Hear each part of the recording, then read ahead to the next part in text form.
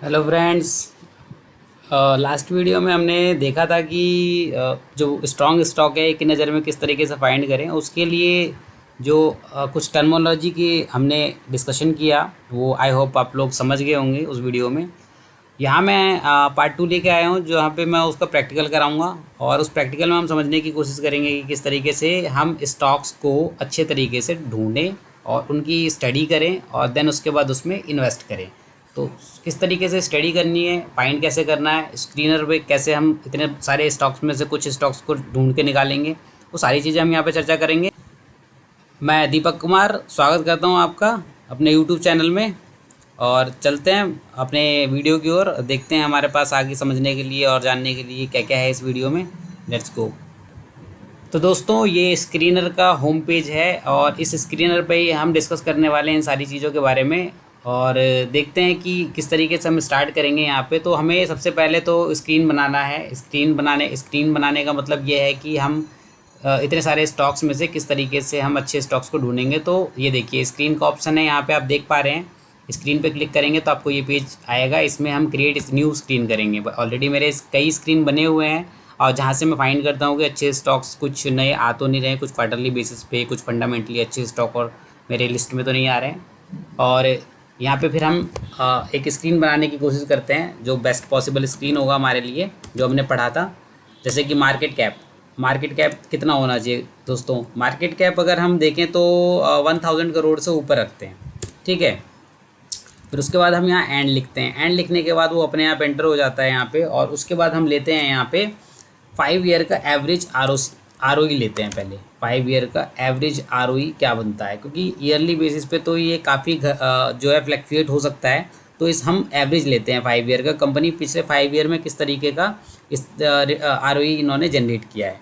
Okay, तो यहाँ पे हम इसको जो है 15% लेके चलते हैं गाइस, ठीक है।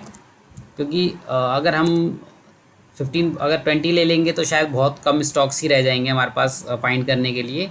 तो 15 लेते हैं ताकि हमारे पास कुछ एक बड़े स्टॉक अच्छे क्वांटिटी में स्टॉक्स आएँ जिसको हम स्टडी कर सकें। देन उसके बाद आर ओ सी है। आर ओ सी भी हम 5 ईयर का ही लेंगे। तो आर ओ सी को हम सिलेक्ट कर लेते हैं यहाँ से, आर ओ सी ई। और इसमें भी हम जो है 5 ईयर ही लेंगे और इसको भी हम जो है 15 ही रखते हैं, ग्रेटर देन 15 देन एंड। और उसके बाद हम इसमें लेते हैं debt to equity ratio. Debt to equity ratio जैसा कि मैंने बताया था कि मुझे डेट बिल्कुल भी पसंद नहीं है, तो डेट वाली कंपनी मैं लेना पसंद नहीं करता हूँ दोस्तों। तो हम इसको 0.5 ले लेते हैं ताकि वो कम कम लगे।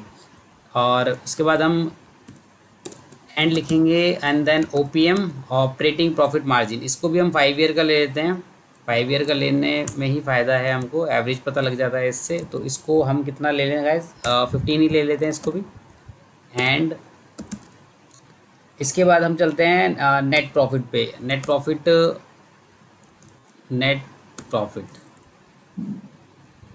ग्रेटर देन ज़ीरो कर देते हैं इसको, कि जो कंपनी नेगेटिव माइनस में होगी इस साल वो हमारे पास नहीं आएगी। तो नेट प्रॉफिट आ गया आपका। और उसके बाद सेल्स ग्रोथ एंड लिख के, सेल्स जो ग्रोथ है हम चाहते हैं कि 5 ईयर की नहीं, हम यहाँ पे 3 ईयर की सेल्स ग्रोथ लेते हैं, ठीक है। तो 3 ईयर की सेल्स ग्रोथ हमारी जो है कि ये आप स्क्रीन को चेंज कर सकते हैं अपनी अपने अपने हिसाब से, अपनी स्टडी के हिसाब से। अगर आपको कुछ और अच्छा लगता है तो आप उसके हिसाब से चेंज कर सकते हैं। Free cash flow. तो फ्री कैश फ्लो को भी हम जो है एवरेज ही लेते हैं, जो कि हम चाहते हैं कि ग्रेटर देन क्या हो, ग्रेटर देन ज़ीरो हो। और एंड उसके बाद प्लेजिंग ना हो दोस्तों, मेरे को प्लेजिंग बिल्कुल पसंद नहीं है। प्लेजिंग परसेंटेज शुड बी 0, ठीक है। ये हमारी एक स्क्रीन तैयार हो गई है। इसके बेस पे हम एक फ़िल्टर करते हैं, देखते हैं कि हमारे पास कितने शेयर निकल के आते हैं। तो यहाँ पे 0 शेयर निकल के आ रहे हैं, क्यों? तो हम इसमें से देखते हैं कि क्या चीज़ हमने यहाँ पे जो है गलत करी है या जो हमें नहीं लेनी चाहिए थी।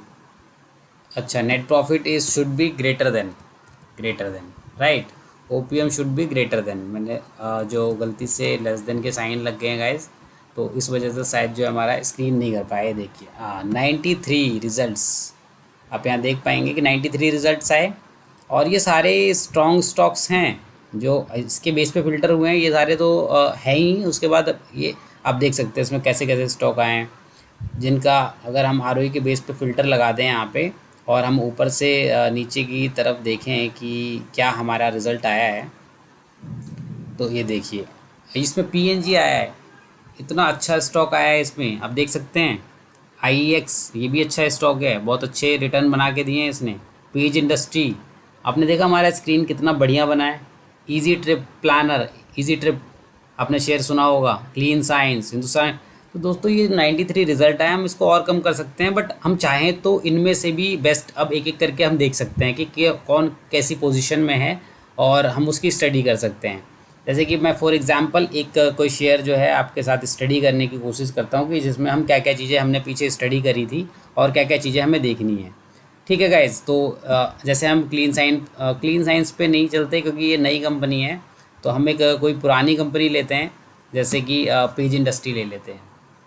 ये बहुत अच्छी कंपनी है। तो पेज इंडस्ट्री में हमने क्या क्या देखना है यहाँ पे, अब ये स्क्रीन जो आई है हमारे पास, एक स्टॉक हमने सेलेक्ट किया, उसको हम स्टॉक को यहाँ से भी सिलेक्ट कर सकते हैं। ठीक है, यहाँ पे आप नाम टाइप करेंगे तो ये देखिए ये इस तरीके से नाम आ जाएगा। इसके बाद हम चलते हैं, देखते हैं हमें क्या क्या और इसमें देखना है। यहाँ पे दोस्तों हमारे पास जो है इसकी वेबसाइट आती है, यहाँ पे क्लिक करने के बाद सीधे आप वेबसाइट पे भी जा सकते हैं, देख सकते हैं वहाँ पे किस तरीके की वेबसाइट है। ठीक है, उसके बाद बीएससी एनएससी का कोड देख सकते हैं आप। कंपनी के बारे में पढ़ना है तो आप यहाँ से पढ़ सकते हैं, जो भी जानकारी यहाँ पे दी गई है ऑथेंटिक है सारी, और ये सारी एनुअल रिपोर्ट से उठाई गई होती है। तो ये इसमें काफ़ी करंट नॉलेज भी हमें मिल जाती है, कंपनी क्या कर रही है, क्या एक्सपेंशन प्लान है और किस तरीके से आगे ग्रोथ करने वाली है। इस तरह की चीज़ें हमें यहाँ पे देखने को मिल जाएंगी। आगे हम यहाँ पे देखते हैं जैसे मार्केट कैप आप देख पा रहे हैं कि 55,000 करोड़ का मार्केट कैप है। 50,000 रुपये का शेयर है, ये काफ़ी महंगा शेयर है ये। ठीक है, ये काफ़ी महंगा शेयर है।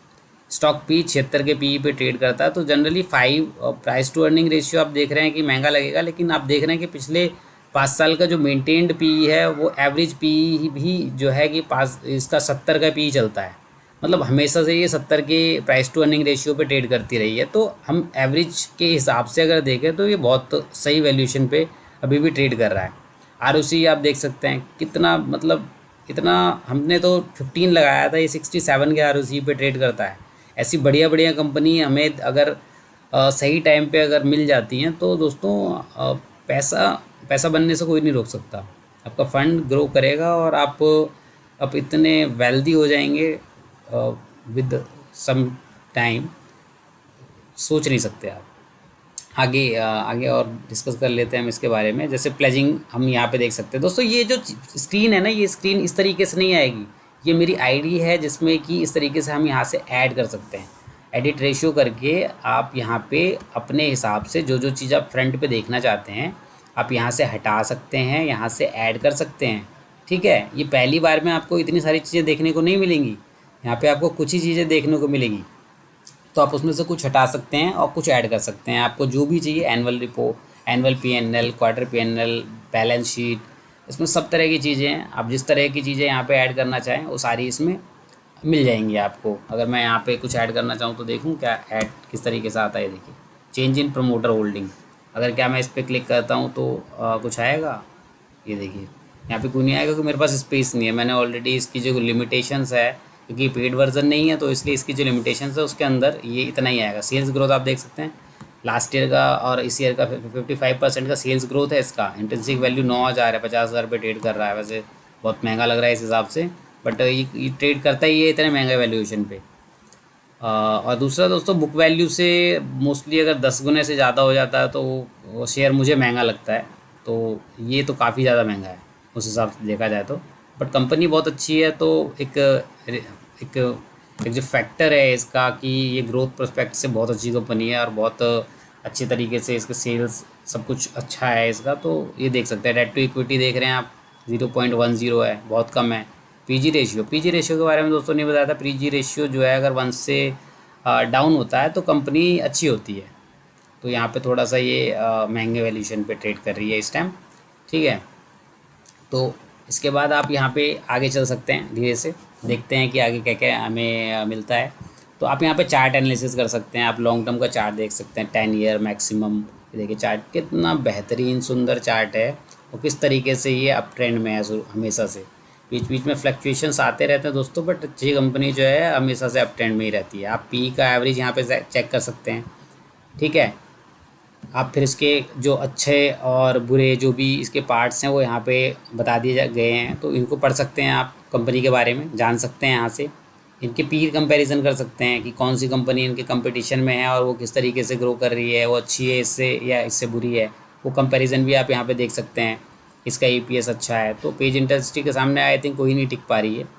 आप एक नज़र में अगर ओवरव्यू देखना चाहें तो मेरे ख्याल से नहीं टिक पा रही है। तो बाकी कंपनियां भी अच्छी हैं जो इस लिस्ट में काफ़ी कंपनियां दिख रही हैं जिनके आरओसी अच्छे हैं, ईपीएस अच्छा है, पीई अच्छे वैल्यूएशन पे ट्रेड कर रही है, ठीक है। तो इस तरीके से ये चेक कर सकते हैं। क्वार्टरली रिजल्ट दोस्तों, क्वार्टरली रिजल्ट में आप लोग अब देख सकते हैं कि किस क्वार्टर में कैसे ग्रो कर रहा है।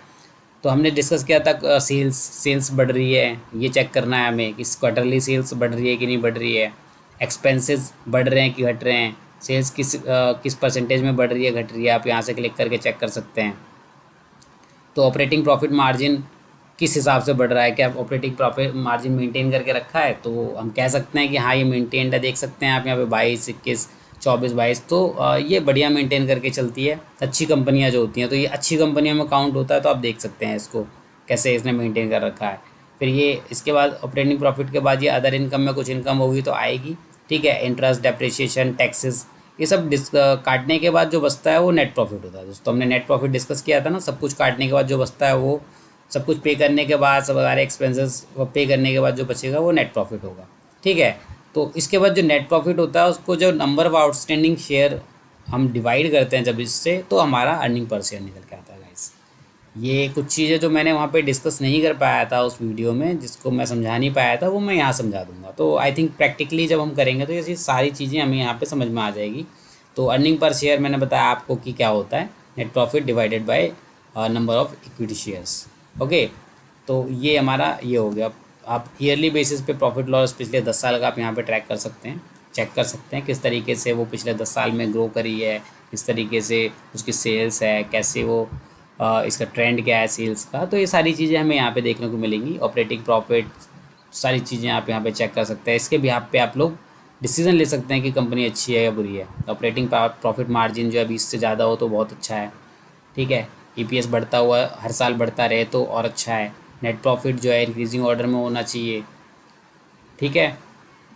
यहाँ पे आप ईयरली क्या कंपाउंडेड ग्रोथ है, 10 ईयर, 5 ईयर, 3 ईयर का, तो ये चीज़ें आप यहाँ पे चेक कर सकते हैं। स्टॉक प्राइस किस हिसाब से इसने रिटर्न दिया है पिछले 10 साल में, 32% CAGR बहुत होता है दोस्तों। हम तो इंडेक्स में हम 12% के लिए मरते हैं कि 12% मिल जाए वही बहुत है हमारे लिए। यहाँ पे 32% दे रहा है 10 साल में, सोचिए कि पैसा कितनी जल्दी ग्रो हो रहा है यहाँ पे लोगों का, हैं। 3 साल में पैसा डबल, सोच सकते हैं इस बारे में, सोच सकते हैं, हम लोग सोच सकते हैं और हम सोचेंगे और हम करके दिखाएंगे। क्योंकि हम अगर पढ़ेंगे और हम अगर सीखेंगे तो हम ग्रो करेंगे।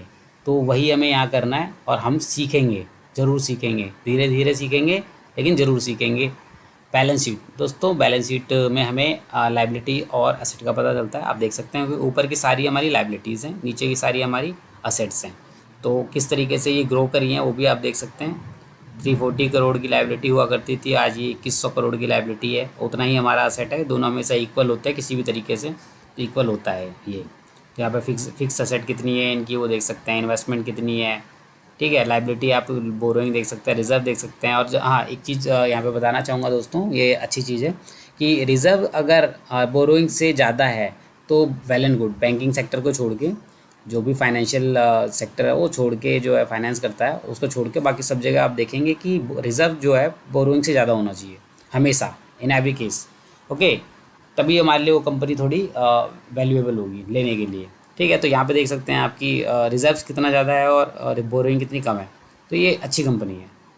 कैश फ्लो उस पर नज़र मारें, कैश फ्लो में ऑपरेटिंग एक्टिविटी भी देख सकते हैं यहाँ पे आप क्लिक करके कि क्या चीज़ कहाँ से, इनफ्लो आउटफ्लो कैसा है। इन्वेस्टिंग एक्टिविटी में आप देख सकते हैं कि फिक्स असेट और इन सब पे जो भी एक्सपेंसेस होते हैं वो कैश फ्लो में यहाँ शो होते हैं। फिर उसके बाद फाइनेंसिंग एक्टिविटी में डिविडेंड, इंटरेस्ट और ये सारी चीज़ें यहाँ पे आती है, लायबिलिटीज़, इनकी पेमेंट, तो ये फाइनेंसिंग एक्टिविटीज़ में आती है। तो नेट कैश फ्लो ये हमारा जो भी इन सब के बाद इनफ्लो आउटफ्लो के बाद हमारे पास जो बचता है वो नेट कैश फ्लो होता है। ठीक है। उसके बाद रेशियोज़ भी यहाँ पे आप चेक कर सकते हैं स्क्रीनर पे। रेशियो भी बहुत वैल्यूएबल होते हैं। डेटर डेज पेबल, आप इसके डिफरेंस को चेक कर सकते हैं कि पैसा, हमने रॉ मटेरियल ख़रीदा, हमें पैसा देना है, और हमने सेल करी, हमें पैसा आना है। तो क्या ज़्यादा है, मतलब कि हमें पैसा देने का टाइम ज़्यादा है या हमें पैसा आने का टाइम ज़्यादा है? कि हमें लेट से पैसा मिल रहा है और हमें देना जल्दी है तो हम नुकसान में जाएंगे, तो वो अच्छी बात नहीं है। अगर हमें पेमेंट लेट करनी है और हमें पैसा जल्दी आ रहा है तो इट मीन्स कि हमारे पास फंड पहले आ रहा है और हम पेमेंट बाद में कर रहे हैं, तो ये अच्छी बात है। तो कैश कन्वर्जन साइकिल को इससे कैलकुलेट यहाँ पे देख सकते हैं। कैश कन्वर्जन साइकिल पहले ज़्यादा था, फिर धीरे धीरे कम होते होते 146 पे आ गया। तो फ्लक्चुएट होता रहता है सेक्टर के हिसाब से, तो आप इसको भी चेक कर सकते हैं। ये भी अगर कम है तो बहुत अच्छी बात है। वर्किंग कैपिटल साइकिल क्या है, देखिए कितना कम कर लिया था इन्होंने, इस साल बढ़ गया। तो कोरोना का इफेक्ट है थोड़ा सा यहाँ पे, लेकिन काफ़ी अच्छा मेंटेन कर रखा है इन्होंने। ROC आप देख सकते हैं कि इसका हमेशा से मेंटेन ही रहा है। हम 2030 की बात करते हैं, यहाँ पे देख रहे हैं आप 50 से ऊपर चल रहा है हमेशा लगभग। शेयर होल्डिंग पैटर्न दोस्तों ये भी अच्छी चीज़ है। अगर शेयर होल्डिंग पैटर्न में शेयर होल्डिंग बहुत ज़्यादा है तो मतलब हम अच्छा मानते हैं, प्रमोटर के पास ज़्यादा शेयर होने चाहिए, और वैसे FIIs DIIs गवर्नमेंट बॉडी के पास कम शेयर होने चाहिए। और हम यहाँ पे जो ट्रेंड है इनका वो एनालिसिस कर सकते हैं कि बढ़ रहा है, घट रहा है, कम हो रहा है, FIIs बढ़ रहे हैं या DIIs बढ़ रहे हैं। तो इस तरीके की चीज़ें हम यहाँ पे देख सकते हैं। दूसरी चीज़ मैंने बताया था मैनेजमेंट एनालिसिस।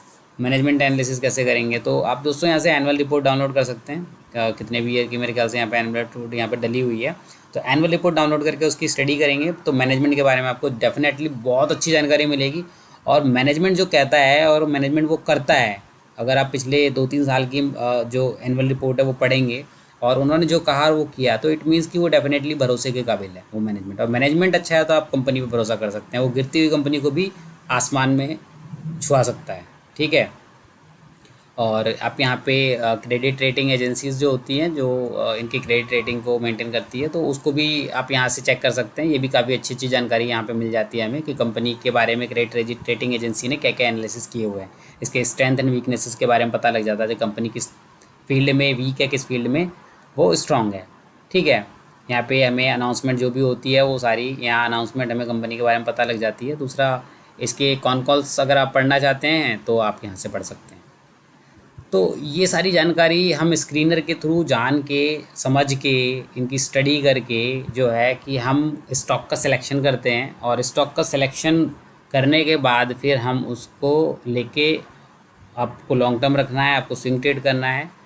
और पहली चीज़ ये है कि आप लोग पहले एक लिस्ट बना लें, उसकी स्टडी करके एक अच्छे स्ट्रॉन्ग स्टॉक की वॉच लिस्ट बना लें, और फिर उसी में आप अगर ट्रेड करें तो वेल एंड गुड है कि एक आप पोर्टफोलियो रेडी कर लें, एक लॉन्ग टर्म का, एक शॉर्ट टर्म का। और लॉन्ग टर्म में आप एक पोर्टफोलियो बना के उसमें ऐड करते रह सकते हैं हर गिरावट पे, हर तरीके से जैसे भी आप मेंटेन करना चाहें वो भी हम सीखेंगे आगे। और जो हमारे स्विंग ट्रेड के लिए होगा और शॉर्ट टर्म के लिए होगा, उसकी भी हम उसी में से सिलेक्शन करेंगे, तो हमारे को फ़ायदे के जो बेनिफिट जो मिल सकता है, जो प्रॉफिट मिल सकता है, वो बहुत ज़्यादा मिल सकता है। और जो चीज़ है वो दोस्तों टेक्निकल की बात कर लेते हैं ज़रा थोड़ा सा। तो मेरे को जो शेयर पसंद आता है टेक्निकल के बेस पे, क्योंकि देखो फंडामेंटल तो देख लिया हमने, टेक्निकल के बेस पे अगर नहीं देखा और आप टॉप पे फंस गए तो अब ये शेयर ही देख लीजिए। ये शेयर जो है कि बिल्कुल टॉप पे है। अब मैं आज इसमें अगर मैं एंट्री लेता हूँ और फिर मैं अगर ऊपर टॉप पे ही फंस जाऊँ तो इसको वापस आने में बहुत टाइम लग सकता है। तो मैं नहीं चाहता कि मैं यहाँ फंसूँ, मैं चाहता हूँ कि शेयर मुझे निचले स्तरों पे मिले। तो वो निचला स्तर ऐसा हो सकता है कि जैसे अभी हम स्टडी कर रहे हैं तो कुछ शेयर मुझे मिले हुए हैं, जैसे रिलैक्सो देख सकते हैं आप। ये लॉन्ग टर्म में अप ट्रेंड में है हमेशा से, ये बहुत अच्छा शेयर है, बहुत पैसा बना के दिया लोगों को इसमें। लॉन्ग टर्म में अप ट्रेंड में है, उसके बाद अभी ये डाउन ट्रेंड में आया और इसने एक जोन बनाया दिया, एक कंसोलिडेशन जोन है इसका, जहाँ पे कि इसके नीचे ये नहीं जा पा रहा है। लेकिन इसकी वैल्यूएशन इतनी अट्रैक्टिव है इस लेवल पे कि आप यहाँ पे इसको बाय कर सकते हैं। इसके बाद इसके चांसेस पूरे चांसेस है कि ये ऊपर जाएगा। ठीक है दोस्तों, तो ये हमें यहाँ पे देखने को मिल रहा है कि ये शेयर हमारे को इस तरीके से चुनना है। हम इसको स्टेज 1 कहते हैं। ये स्टेज 1 हुआ फ्रेंड्स। सॉरी सॉरी, ये स्टेज वन नहीं हुआ। जैसे कि अगर हम यहाँ से देखें तो ये एक इसने जोन बनाया, ये स्टेज वन हुआ, ये अप ट्रेंड हुआ, ये अप ट्रेंड हुआ, फिर उसके बाद ये अप ट्रेंड पूरा चला यहाँ पे। अब ये यहाँ पे इसने ये डाउन ट्रेंड में आया और फिर इसने बेस बनाया। अब बेस बनाने के बाद फिर ये यहाँ से चलेगा, तब हम इसको खरीदेंगे। ठीक है। अब जो हमने कुछ शेयर्स पहले कुछ समय से हमने वॉच किया था और वो अब काफ़ी अच्छे रिटर्न दे रहे हैं, तो वो शेयर ऐसे देख सकते हैं कि दोस्तों ये देखिए शेयर कैसे अप ट्रेंड में आया, फिर ये यहाँ से डाउन ट्रेंड में चला। डाउन ट्रेंड में आने के बाद इसने एक रेंज बाउंड कंसोलिडेशन जोन में रहा। ये उस टाइम इसमें वॉल्यूम आया, इस रेंज के अंदर इसमें आप देख सकते हैं कितना वॉल्यूम आया। पीछे कोई वॉल्यूम नहीं था, यहाँ पे रेंज में एक वॉल्यूम आया। इस वॉल्यूम पे भी नज़र रखनी है हमें, वॉल्यूम बहुत बड़ा खेल करता है। ठीक है। जितना वॉल्यूम बढ़ता जाएगा इट मीन्स कि वहाँ पे कोई ना कोई जो है बिग प्लेयर जो है अपनी पोजीशन बना रहा है। तो यहाँ पे ये निकल नहीं पा रहा है इस जोन से, लेकिन यहाँ पे वॉल्यूम तो आ रहा है ना, इसको कहाँ से छुपाओगे? सब कुछ छुपा सकते हैं, वो यहाँ पे वॉल्यूम नहीं छुपा सकते। अगर उन्होंने शेयर ख़रीदा है तो इट मीन्स कि वो यहाँ पे शो होगा। ठीक है। तो यहाँ पे ये कंसोलिडेशन जोन हुआ, अभी अब ट्रेंड में आ गया। तो दोस्तों आज देख रहे हैं, आज ये 100 जब हमने इसकी स्टडी करी थी और जब हमने इसको ख़रीदा तो ये 62-60 रुपये पर हमने इसका ब्रेकआउट चूज़ किया था, और आज ये 100 रुपये पर खड़ा है। 50% के आसपास इसका रिटर्न हो चुका है। तो ऐसे ही एक शेयर और मिला है जिसको मैं शेयर कर चुका हूँ अपने चैनल पे। तो इस शेयर में क्या है कि आप देख सकते हैं, मुझे थोड़ा सा इसमें यही है कि दोस्तों चार्ट देख के ही पता लग जाता है कि हमें इसमें घुसना है कि नहीं। अभी ये शेयर ऊपर गया, फिर नीचे आया, नीचे आने के बाद ये इसने एक जोन में एक मूवमेंट दिया। इस जोन को ये ब्रेक नहीं कर पा रहा था कई हफ्तों से, ये वीकली चार्ट है, कई हफ्तों से जब ये ब्रेक नहीं कर पा रहा था, और अब इसने ब्रेकआउट दिया और एक अच्छे वॉल्यूम के साथ, एक अच्छे कैंडल के, बिग कैंडल के साथ जब ब्रेकआउट देता है तो हमें कन्विक्शन ज़्यादा आता है। ठीक है। तो ये कन्विक्शन हमें इसीलिए आया, और स्टॉक के कुछ ये हमारे फंडामेंटल्स हैं, तो फंडामेंटल के हिसाब से मुझे थोड़ी अट्रैक्टिव लगी। ठीक है। तो इस वजह से मैंने इसमें पोजीशन बनाई है, और मैं इसको पोजीशन को धीरे धीरे और इंक्रीज़ करूँगा यहाँ पे। तो ये इस तरीके से हम शेयर का सिलेक्शन भी करते हैं। ये टेक्निकल हम और अच्छे तरीके से एक वीडियो में लेके आऊँगा आपके लिए, जिसमें हम और अच्छे तरीके से टेक्निकल की स्टडी करेंगे। वहाँ पे हम स्टेज एनालिसिस करेंगे, वहाँ पे हम इनके चार्ट्स में किस तरीके से ट्रेंड लाइन और किस तरीके से ड्रॉज, ये जो हमारे आर्ट्स होते हैं जिसको हम यूज़ करके हम अपना जान सकते हैं कि क्या सपोर्ट एंड रेजिस्टेंस है, इन सब चीज़ों के बारे में वहाँ पे जानेंगे। यहाँ पे मैं अभी आपको बस इस चीज़ के बारे में बता देता हूँ कि कैसे हम चूज़ करते हैं, किस लेवल पे हम चूज़ करते हैं। तो जनरली ये लॉन्ग टर्म के लिए चूज़ करने वाला शेयर है। अगर ये इसके बाद इस रेंज में आ जाता है तो हम यहाँ पे पोजीशन काट सकते हैं, क्योंकि अभी हमें यहाँ पे मिनिमम लॉस है, ज़्यादा लॉस नहीं है।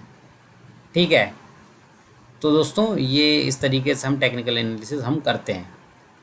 तो ये मेरी एक लिस्ट बना रखी है मैंने स्ट्रॉन्ग स्टॉक की। आप देख सकते हैं यहाँ पे ट्रेंड लाइन है, एक ट्रेंड लाइन को ब्रेक किया है इसने। अब हम इसमें एक बाइंग पोजीशन बना सकते हैं। तो हम वेट करेंगे थोड़ा सा, क्योंकि ये 200 DMA के नीचे भी है। ठीक है। तो इसको वेट करेंगे थोड़ा सा हम इसका। तो कुछ शेयर्स मैं आपको शो कर देता हूँ कि ये देखिए किस तरीके से ट्रेंड लाइन खींची हुई है। ये ट्रेंड लाइन खींचने के बाद से ब्रेकआउट दिया है इन्होंने, बहुत अच्छा ब्रेकआउट दिया, बहुत अच्छे रिटर्न भी आ रहे हैं लोगों के। LTI मैंने आप लोगों के साथ शेयर किया था फ्रेंड्स। LTI मैंने इस लेवल पे शेयर किया था कि जब यहाँ से ये ब्रेकआउट दिया था, तो उसके बाद से देख रहे हैं आप 4457 से 4892 तक चला गया ये। ठीक है। तो इस तरीके से हम शेयर को अच्छे लेवल पे अगर पकड़ते हैं और लेके बैठते हैं तो शायद हमें रिटर्न के चांसेस ज़्यादा होते हैं। अभी एमटार काफ़ी गिर चुका था, एमटार गिरने के बाद इस ट्रेंड लाइन के साथ ही नीचे आ रहा था, और फिर हमने यहाँ पे एक ब्रेकआउट जोन इसका चुना, और ये इसके बाद से देख लीजिए कैसे बूम, देख रहे हैं आप, देख रहे हैं ना। तो हम स्टॉक का सिलेक्शन इस तरीके से करेंगे। तो आई होप दोस्तों इस वीडियो में आपको बहुत ही इन्फॉर्मेशनल जो है चीज़ें सीखने को मिली होंगी। तो दोस्तों वीडियो अगर आप लोगों को पसंद आ रही है और चीज़ें कुछ सीखने को मिल रही है, और आपको समझ में आ रहा है कि मैं क्या सिखा रहा हूँ आपको, और आप इन्वेस्टिंग की जर्नी आपने स्टार्ट कर ली है अपनी, और अगर नहीं करी है तो प्लीज़ स्टार्ट कर लीजिए, क्योंकि पैसा आप यहीं से बना सकते हैं। कोई और दूसरा तरीका जो है पैसा बनाने का नहीं है। आपको फ्यूचर में वो काम आएगा, और उसके लिए आपको आज से इन्वेस्टिंग शुरू करनी पड़ेगी। तो मैं बहुत अच्छे अच्छे टॉपिक के साथ और हर तरीके के वीडियो लेके आ रहा हूँ।